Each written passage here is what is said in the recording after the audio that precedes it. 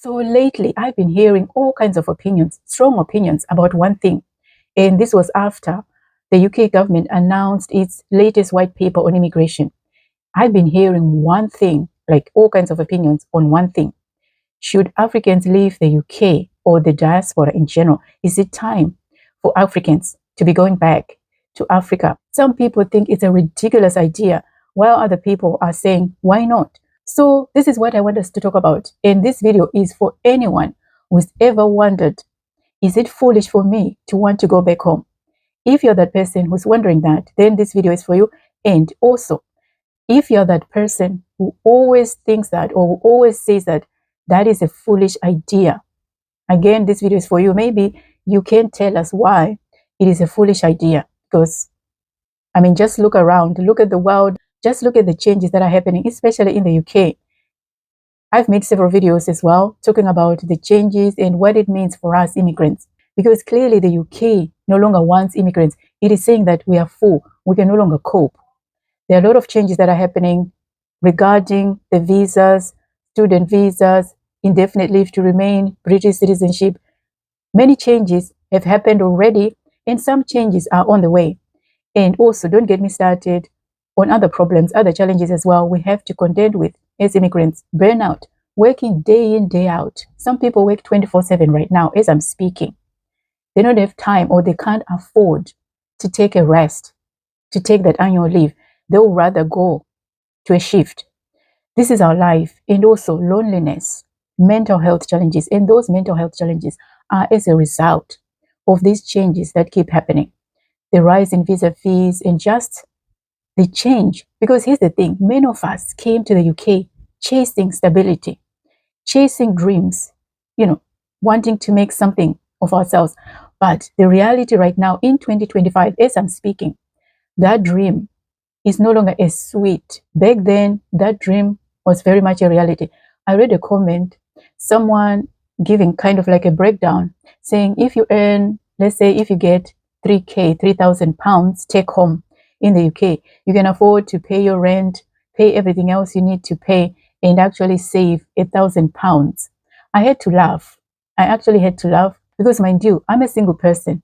I might get that amount of money, even a little bit more, but by the time I finish paying off my mortgage, my bills, sorting out my car and everything else, I don't have that amount of money to set aside. Yes, I have something, but it is not 1,000 pounds. I can tell you that now. It is possible if you're a couple and both of you work. It is quite possible. And also it is possible if you're depriving yourself of a good quality of life here in the UK. If you have told yourself, you know what, I'm just here to work and nothing else. My life here is just work, home, sleep, work, home, sleep, work. Then yeah, but then you have to ask yourself, is that the kind of life you want to live? Because you don't know how long you're going to be here. Because the reality is some of us, yes, we come saying, oh, I'm just going to be in the UK for 2 years, 5 years, and then I'll go back home. I had that dream myself. And then we end up staying here for 10 years, 15 years. And if you live like that, are you being fair to yourself? Is that the kind of life you want to lead?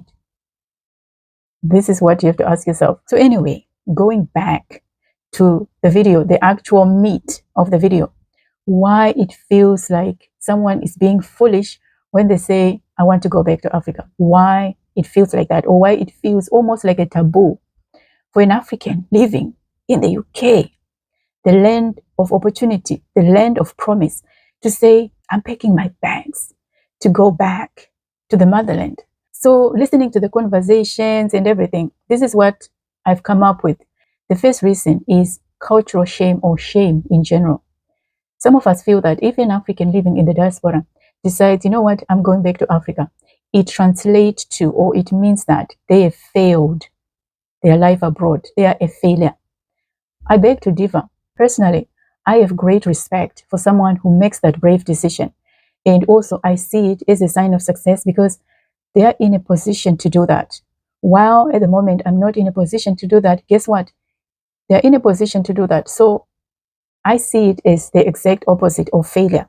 I mean, according to my opinion.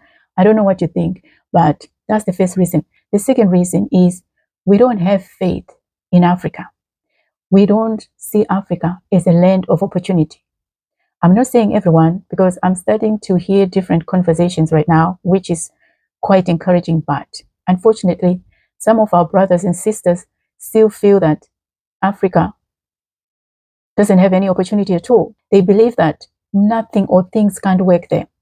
I appreciate, though, that yes, we have challenges. Personally, what I would like before the time comes for me to go back to Zimbabwe is I would like to see a situation where the water doesn't need to go, or it doesn't need to be rationed. And I would like to see a situation where electricity doesn't go, or at least it only goes for a very short time. Because right now, we need the internet, we need electricity to be able to carry out all kinds of activities, because we live in the internet era and we want that convenience. And why can't we have convenience in Africa? We also deserve that. And I feel this is why some of us feel it is foolish for someone to leave the UK to go back to Africa because of these things I'm mentioning. I'm not saying that things have to be perfect, because even here, things are not perfect. Far from it. I want to make that clear. But there are some things I feel the people of today, especially the young people, the Africans living abroad who are passionate about Africa, they want to be able to conduct their business when they go back to the motherland. So I guess this is for African leaders. Give your people what they're asking for. Hear them, listen to them, and give them what they want. Give them that reassurance that they're desperately seeking. You will see Africans going back home in droves. The same way they left Africa is the same way they're going to go back to Africa. I mean, wouldn't that be nice? Wouldn't that be nice? Anyway, going back to the reasons, the other reason is guilt. Because, yeah, some of us, we are pressurized by people back home. This is why I mentioned the fact that people back home don't want to hear people in the diaspora or living in the UK or other parts of the world complain about problems. They say, at least you are there. Just stay there. At least you can afford food. At least. The reason is they want Africans in the diaspora to stay there so that they can send money back home, so that they can keep doing that. I mean, I'm sorry to say, but this is the truth. I'm not saying everyone, some. Let me qualify that, some. So because people or Africans living in the diaspora don't want to let people back home down, they end up just staying, even though they want to go back. It's because of that guilt. They don't want to feel like they're letting people down, or they don't want to let people down. Now, there's a lot to unpack here. There's a lot that I could say about this point alone, but I'm not going to expand. I want you who's watching this video to expand on this point. What do you think about this point? Anyway, the last point, or the last reason I have, is fear of judgment. Because perhaps you feel as if you haven't amassed enough wealth, or you haven't got enough for you to go back home and show off or show people, this is what I went to the diaspora for. This is why I was in the UK for all those years. Perhaps you feel that you don't have enough and people are going to judge you, and maybe you don't have anything, and you feel that if you go back home to start afresh, people are going to laugh at you, people are going to judge you, they're going to point fingers at you and say, oh, look at that fool, he's been in the UK all these years, she's been in the United States all these years, and this is all she has. I mean, this is real. This is real. Because here's the thing as well, and this really tugs, like it really, hurts me to some extent, because it is true. That's the reason it hurts. It is true. The natives of the UK, and even people from other countries, other Western nations, say things like, Africans never leave when they move to a country. They never want to go back to their country, to Africa. Whether we think that that perception is right or wrong, the fact is that perception exists. The natives of the UK or other countries think that. The fact that they even think that should challenge us as Africans. Because I watched a video, someone reacting to a nurse who had decided to go back to Nigeria. I think it was Nigeria or Ghana, I'm not so sure. And that person was saying, how silly is that? How foolish is that? Because the bigger issue is, do we even believe in Africa? Do we even see Africa as a land of opportunity, of potential? Because here's the thing, we talk down about our countries even when we haven't lived there for decades. Some of us don't even visit Africa now. We don't even go there. Some of us only go like once every 5 years or every 2 years. And yet, when we talk as if we are living, we know what is happening on the ground. And here's another thing as well I want to say. And I know, I get a lot of pushback when I say such things. As Africans, we expect our governments or our leaders to fix everything. But what about us? What part are we playing as citizens of Africa?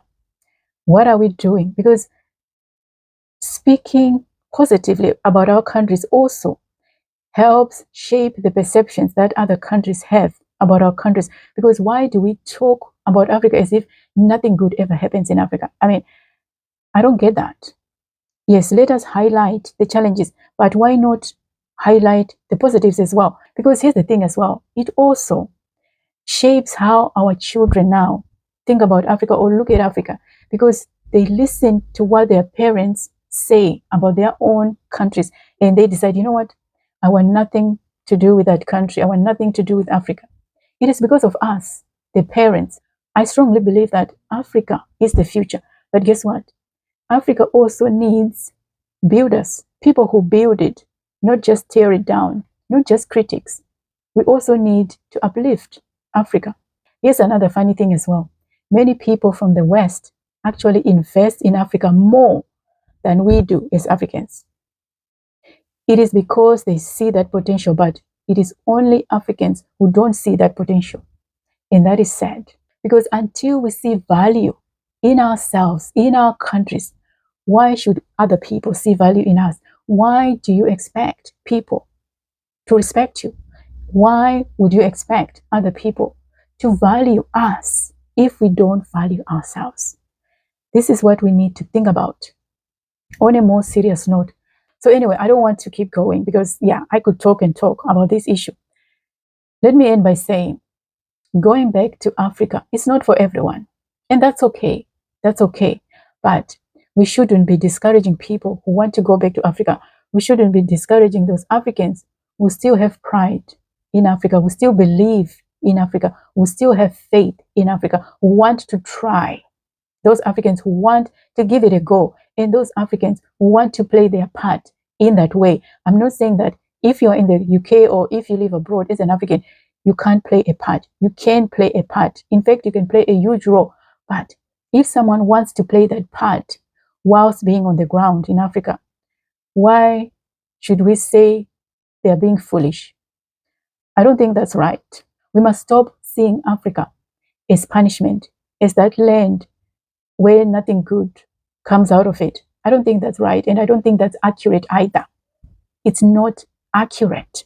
And it is not accurate to say or to think that being in the West is heaven, because it's not accurate. It's not true. It is time for us to stop being shocked by Africans who choose to return home, because perhaps they found something that the rest of us are still searching for. Have you ever thought of that? So anyway, this is what I wanted to say in this video. As always, like the video and tell me what you think. Tell me what you think. I'll see you in the next video. Take care.